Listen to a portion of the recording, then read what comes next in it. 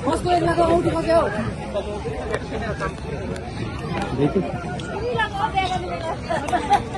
किन फेरि बढी त बढी सम्मान गरेर भनिरहेको छ औँठी औँठी 1 लाखको खाना चिन्ता बुझ्यो है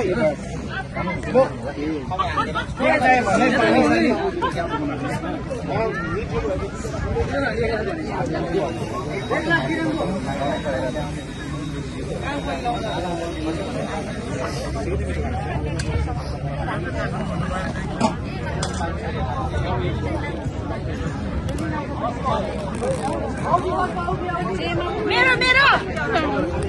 मेरो सुनको होइन ए सुनको म आफै आइदिनु कसको अनुसार होला डायमन्ड डायमन्ड